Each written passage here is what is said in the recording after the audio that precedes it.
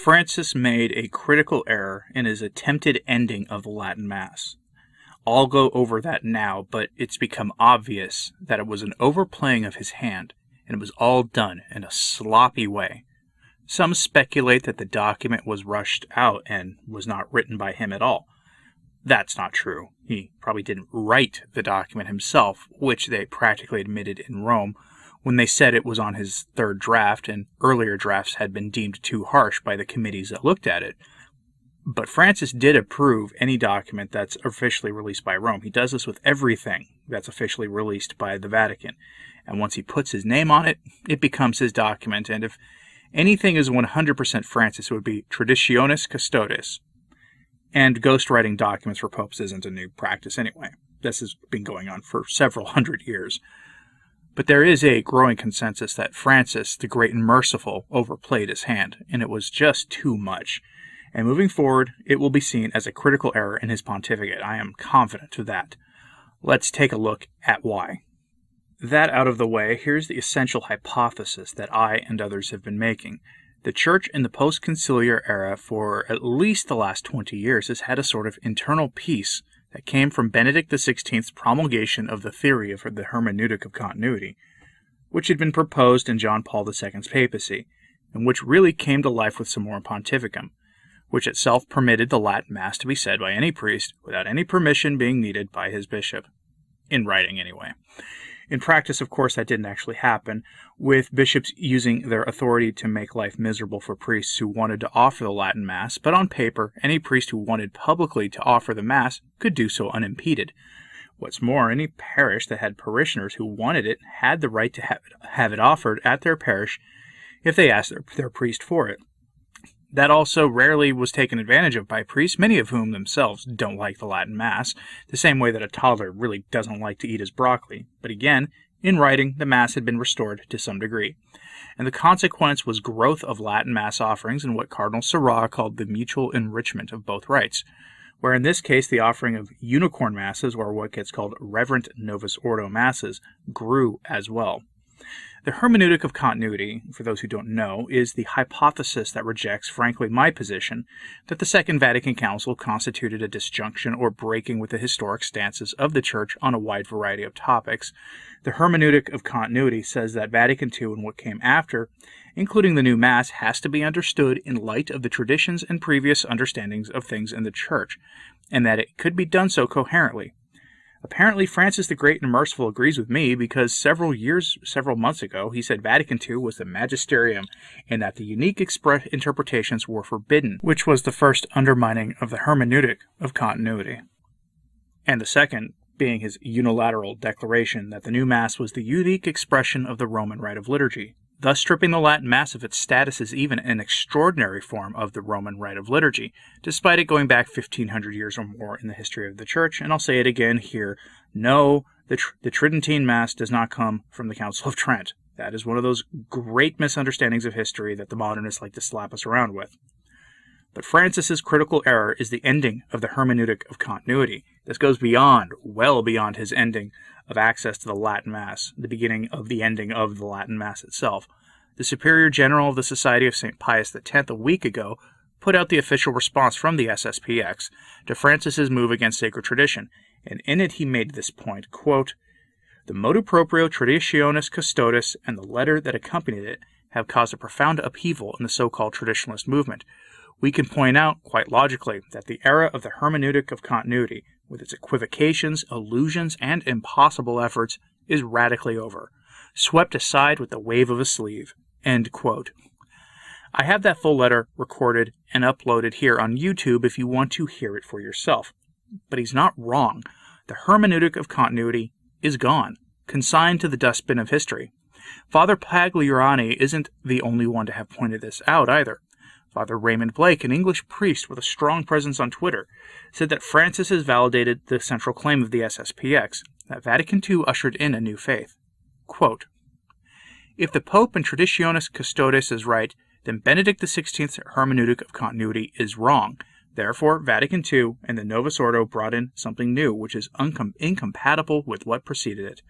Therefore, he is saying the Fraternal Society of St. Pius X, the SSPX, are right, and we have a new religion." End quote. This error has manifested itself into divisions becoming obvious in the Church, not just along traditional and non-traditional Catholic lines, but within the hierarchy itself. Recall the words of Our Lady of Akita: "Bishops will oppose bishops, cardinals will be against cardinals." Those words precede the warning of fire falling from the sky, for what it's worth. But this internal division, this internal schism, if you will, has manifested itself with the most overt act of disrespect of one bishop to another by Cardinal Wilton Gregory of the Imperial See blocking his brother bishop from offering a pontifical high mass at the cathedral, which is the biggest mass venue in the entire country. It was to be offered by Archbishop Gullikson, who wasn't exactly an unknown figure in the Church. He has served under Francis as papal nuncio to more than one country, which means Francis has at least a neutral attitude towards him.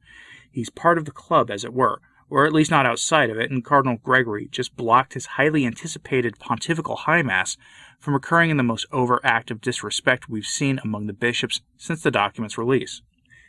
This hermeneutic of rupture can be seen on display in the actions of some of the Costa Rican bishops, who not only banned the traditional Latin Mass in their entire countries, but also banned the Novus Ordo said in Latin. You know, those so-called reverent unicorn masses are now gone in Costa Rica, done away with the wave of a hand and the signing of a bishop's document. I have a link to the Spanish language document that was screen capped and put on Twitter for anyone who wants to read it for themselves. This act represents the hermeneutic of rupture. That thesis that Vatican II and everything that came after represent a break from the historic past of the Church. Even Raymond Arroyo on his show on EWTN said that with the wave of his hand, Francis made all of the history of the Church prior to Vatican II irrelevant, which is a stunning statement to make. Arroyo didn't say that this was a good thing, mind you, but it makes the SSPX's case and the case of the sedevacantists for them, thus having Francis weirdly endorse their positions on the state of the Church since the Council. Now, nothing quite makes this point, though, better than a letter I saw posted on Facebook by a layperson who had written to their bishop to ask that the Latin Mass remain available in their diocese. And I'm not going to say which bishop this is or who this layperson is. I'm just going to leave all of them anonymous here. But this letter was respectful and honoring of the office that the bishop holds. The response he got was heretical and schismatic in nature. I have it here for you, don't worry, and it's short. Quote, "It is the Roman pontiff and the bishops who decide what is tradition in the Church. Even if the faithful don't agree with this decision, it's still their duty to obey. That's the way it has always been in the Church." End quote. And that is nonsense on stilts, to borrow Jeremy Bentham's term, which is his only positive contribution to the history of Western philosophy, by the way. The Pope and the bishops have the solemn duty of preserving and protecting the deposit of the faith, of which sacred tradition is one of its main pillars. They don't determine what is part of that tradition and what is not, any more than I determine if gravity is real or not. But this is the hermeneutic of rupture on full display for the entire world to see. Francis has done the work of the Society of St. Pius of the X for them. He has validated the work of Archbishop Lefebvre, which I'm fine with because I've never been anti-SSPX. While the hermeneutic of rupture is de facto now Francis's position, which means he agrees that much with the SSPX and the Sedevacantists, there is another hermeneutic or analytic frame we can apply here, because that is what a hermeneutic is really. It's a way of looking at a problem. This one explains why the bishops have antipathy towards the Latin Mass and everything pre-Vatican II. This framing here will be in addition to understanding that the vast majority of the bishops in the Church are modernists to some degree or another, even many of the better bishops, and as such, while modernism explains that antipathy, there is something else going on here as well that should be understood, and it's rather basic. It's sin. Writing for Crisis magazine, Anne Hendershot quotes a reflection by an Italian professor named Professor Viglione, who coined a term to describe why some of the bishops wanted the Latin Mass suppressed. And I think you'll like the turn of phrase he uses here. Quote, describing the Latin Mass as the holy Mass of all time, Professor Viglione's article points to the bitterness that is driving modernist innovator bishops who have been facing declining dioceses and parish closures to try and enlist the Pope's help to stop the exodus of faithful Catholics fleeing their meager offerings in search of a meaningful Mass, concluding that it was the uncontainable success among the people, and in particular among young people, that the Mass of all time found after Benedict XVI's Motu Proprio, that was a triggering factor for this hatred. Professor Viglione reminds us that we are witnessing the hermeneutic of Cain's envy against Abel. End quote. A hermeneutic of envy. I like that. And what are they envious of? Well, if you've been to a Latin Mass parish lately, you know that the average age skews towards the younger, with large families with many small ones not being an uncommon sight. Collections are usually much larger than at other parishes, with diocesan officials often candidly admitting that a disproportionate amount of tithing happens at those parishes compared to at others. So, what exactly are they being envious of? Traditional parishes are thriving and growing, and typical diocesan parishes are withering. Just compare the typical parish baptism and RCIA lists to that same parish requiem list, and you will see what I mean.